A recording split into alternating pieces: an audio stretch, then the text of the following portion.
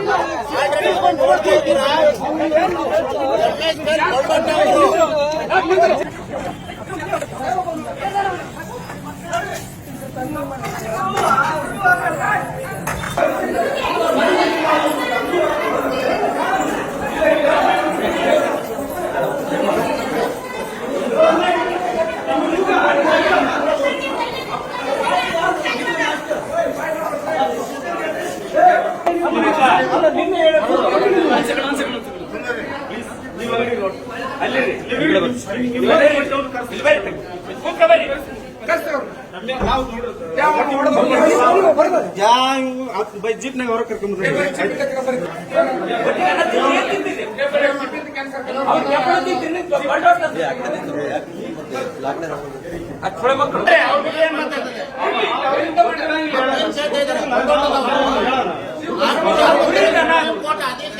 ಕೆರೆ ಐತಿ, ಕುರಿ ದನ ಕುಡಿಯಕ್ ಬರ್ತಾವ, ಅದನ್ನ ತಡಿ ಹಿಡಿತೀರಪ್ಪ.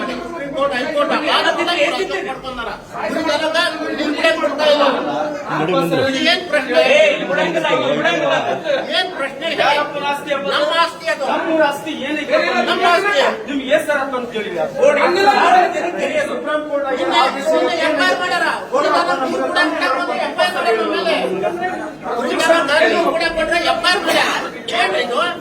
ಶಾಂತಿ ನಾನು ಕೇಳಿವಲ್ಲ. ಮೂಕ ಪ್ರಾಣಿಗಳಿಗೆ ಏನು ನಿಯಂತ್ರಣ ಬೇಡ.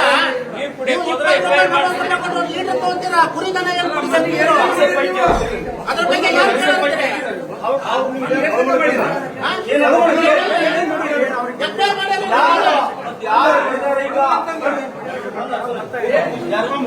ಅವ್ನು ಯಾರು ಹೊಡೆದ ಕರ್ಕೊಂಬರ್ಬೇಕೀಗ. ನಿಮ್ಮ ಜಿಪ್ನಾಗ ಹಾಕೊಂಬಂದಿರಲ್ಲ, ನೀವು ಅವನ್ನ ಹಾಕೊಂಬರ್ಬೇಕಾಗಿತ್ತು. ನೀವು ಅವನೇ ಹಾಕೊಂಬಂದ್ರಿ ಅಲ್ಲ, ಅವನೇ ಹಾಕೊಂಬಂದ್ರಿ. ನೀವು ನಾನೇ ಬಂದಿ ನಿಮ್ ಜಿಪ್ನಾಗ ನೀನ್ ಮುಪ್ಪ ಆಗ್ಬಿಡ್ತಿದ್ದೆ. ಯಾರು ಬಿದ್ರು ನಿಮ್ಮ ಕರು ಕಂಪ್ನಿ ಹಿಡಿಯಲ್ಲ. ಒಬ್ಬ ರೈತನ ಮೇಲೆ ಒಬ್ಬ ಕುರಿ ಕಾಯ ಮೇಲೆ ಕೈ ಹಾಕ್ತೀರಾ ನೀವು?